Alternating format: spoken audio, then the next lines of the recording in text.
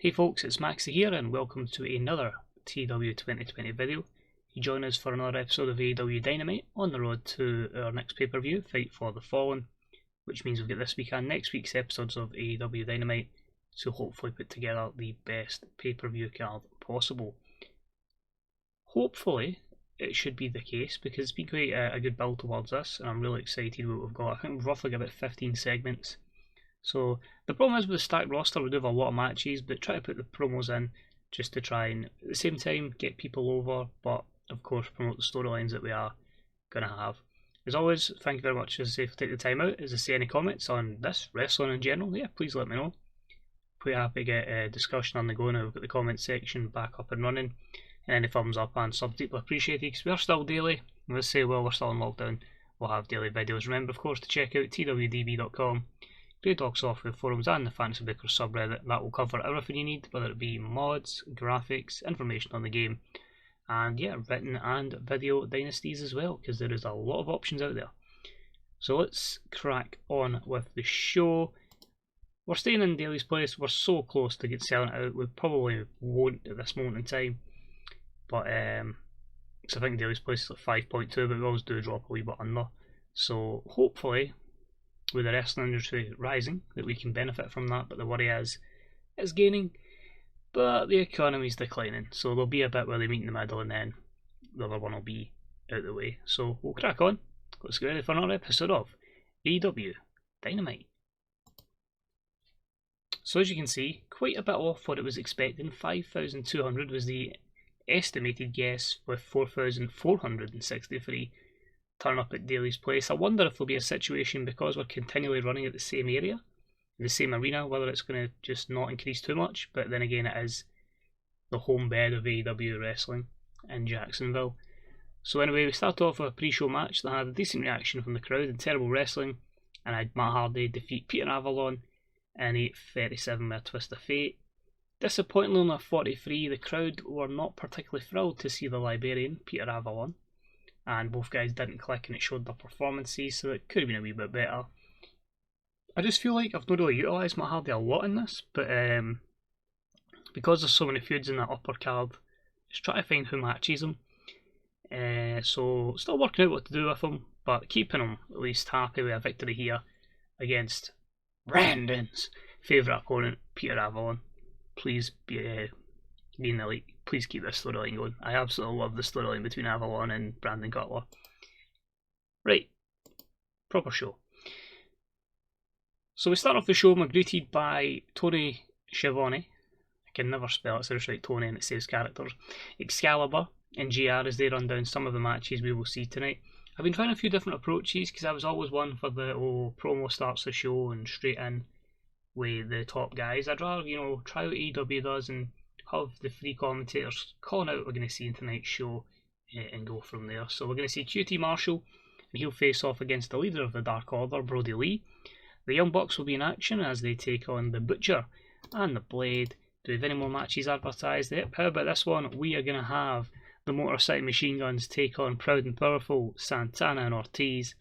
And we're going to have a main event that will see Kenny Omega face the Elites, Sammy Guevara. So overall it looked good. JR came across well. Excalibur didn't do well for the script, but overall a good start to the show. Got the crowd hotter and got us off to a strong start. First match. Poor matchup. Luchasaurus defeats Kip Sabian in 7:47 by pinfall. They actually had great chemistry. Only a 42 though for the Luchasaurus and a 51 for Kip. It's not too bad. A 39 rating though is a bit disappointing. The crowd were turned off because this should have been in the pre-show. Okay, they feel like these two are not quite over, but that's why they're on Dynamite. Let's get them over with a larger audience. That's fair enough. Let's say we lose at the start. Hopefully we'll gain the audience back, but I think they'd like that. Next up, another hype package for Deonna Purrazzo. Just a 15 rating now, but better. She's getting a wee bit over this with that spotlight. I feel like putting her on the show in actual matches, yeah, she's not as over as I'd like at this moment in time, so we might hype her up for a few more weeks. In the women's division, we had a bout that didn't have much heat. It had terrible wrestling as Riho and Chris Statlander defeated Nyla Rose and Dr. Britt Baker, DMD, in 6:22 when Riho defeated Britt with a Northern Lights suplex. 43 here. Actually, all 4 ladies are pretty close to where they are in terms of in-ring performance, but it is obviously trying to bring up viable threats to Nyla Rose and at the same time make sure they don't get the same treatment as some of the other ladies where the fans just go, no. Next up, we have that match between the Young Bucks and the Butcher and the Blade, and the Young Bucks win in 8:51 when Matt Jackson pinned the Butcher following a Meltzer driver. Nick Jackson was head and shoulders with everyone else in the ring, and the Butcher was the weak link. A 72 though is pretty good. The Young Bucks are a different level here. The Butcher and the Butcher especially, has been really struggling. But a lot of positives there. Gets the crowd hotter. We've obviously regained the audience from losing them earlier on. And yeah, good to get the Young Bucks getting a W on this week's show. After a win for the Young Bucks, Matt has a few words to say to the crowd. So last week, Chris Jericho said he'd beat Cody, he's beat Kenny, and he's beat Hangman. Well, that got me thinking, Chris. When have you pinned either me or Nick? That's right, GOAT. You haven't. So how does this sound? The alleged GOAT of professional wrestling teams up with the alleged tag team specialist in Cash Wheeler, and you take on the true GOAT tag team, the Young Bucks, at the Fight for the Fallen. So I don't know if he's actually ever pinned Nick or Matt. He maybe has, and I've not noticed. But I just wrestling, pretend it didn't happen if it did happen. But yeah, just some setup for a match up here for the pay-per-view. As I say, Young Bucks against Jericho and Wheeler. I think it's a good introduction to Wheeler on pay-per-view. So a 77, and the Young Bucks doing really well there. The storyline between Blood and Guts, of course, the Elite and the Inner Circle, gains some heat and advances. Next up, we had a decent reaction from the crowd, but subpar wrestling as Brodie Lee defeats QT Marshall in 5:44 with a pile driver. 64 rating here, 65 for Brodie Lee and a 30 for QT Marshall, simply gaining some momentum again for the leader of the Dark Order, Brodie Lee. After this though, we have the Titantron, my favourite type of angle, promo on the Tron, and it's Jon Moxley, the AEW champion. Now unfortunately Brodie Lee, I can't be there tonight, so good job on taking me out last week. But also good job in continuing to wake me up to allow me to realise that as champion of this company, I've got a bullseye on my back from you, your Dark Order, and of course, Shawn Spears. You reminded me that I'm having to scratch and claw to get here, and that the constant overlooking of myself that has really continued to piss me off. You've woken me up, and at Fight for the Fallen, I'm not just defeating Brodie Lee. I'm not just defeating Shawn Spears. I'm going to war, and I'm going to end both of you to ensure this baby, points to his AEW World Heavyweight Championship, stays over my shoulder. So an 86 promo, setting up our main event for Fight for the Fallen, which will be triple threat action. Please to God, John, don't be with New Japan. And yeah, I'm really looking forward to that one, as I say. The problem is that the upper card in AEW is really stacked, so yeah, let's hope we get that one sorted. Next up, we had a good heat and decent wrestling in this match. It was Trent Beretta defeating Jimmy Havoc in 9:02 with a Tornado DDT. So Trent picks up the win, obviously missing Chuck Taylor, who was ran down a long time ago. So a 60 for Trent, a 62 for Jimmy Havoc. The match is a 67. And then whilst Trent and Jimmy Havoc are doing battle, we have the TNT champion Lance Archer alongside Jake Roberts monitoring the match from the top of the ramp. Could these be future challengers to Archer? So 62, Jake benefits from the groundswell of public support. I've not really done much with Archer here. He falls into just trying to slot him in, who is ready to take an L to Archer going forward, because you don't want your champion losing straight away. And there's obviously a lot of people on both sides of the heel-face divide that I'm trying to protect and not have too many losses in All Elite Wrestling. Next up, About that had good wrestling and decent reaction from the crowd. I had Cash Wheeler defeat Darby Allin in 10-10 with a Yakuza kick. A 74, pretty good here. Darby Allin with a 71, and that was him off his game. A 62 for Cash Wheeler, but it's one of the kind of matches going to help elevate him. I'm hoping that Darby's going to put people over that have spectacular matches, and hopefully we don't ruin him with the talent he is. But anyway, Cash Wheeler picks up another victory, and he and Chris Jericho have a few words for the AEW fans. And Chris Jericho says, earlier tonight the young bitches challenged me and Cash Wheeler to a tag team match at Fight for the Fallen. Well, bitches, your match is on. I mean about it. I don't even know, that's not even English. I mean, think about it, we'll go with that then. I am the GOAT, Le Champion Chris Jericho, and this man, look at him there, he's just defeated Darby Allin. He doesn't need a tag team partner, he's world class on his own. And then he just says, for years you've wanted FTR. Well, how about you guys just realise that you should fear my revolt? Just thought I'd put that in, fear the revolt. But basically just confirming that match is going to happen between the Young Bucks, Jericho and Cash Wheeler. Cash was a wee bit underwhelming on the mic, obviously next to Jericho, but it still sets that match up, and that's all we're looking to do here.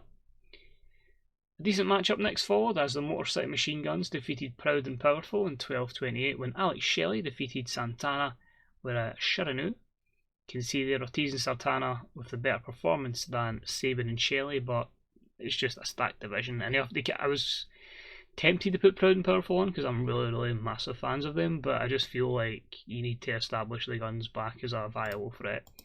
This was also our Steal the Show match, and yeah, no much negatives. Sabin's got declining physical ability. Alex Shelley's not very good at being a good babyface. I disagree, but okay. And our main event about that had great wrestling and good heat as we had Kenny Omega defeat Sammy Guevara in 10:21 with a one-winged angel. 82 for Kenny, 63 for Sammy. Sammy fulfilling that role of having lots of L's but being absolutely class at the same time and hopefully not damaging him too much. And an 81 segment here. And to finish the show, Kenny Omega picks up the win over Sammy Guevara. His music is cut off with some action shown on the Titantron. It's backstage at Daily's Place and it's Hangman Page being attacked by the Lucha Bros, Rey Fenix and Pentagon Jr.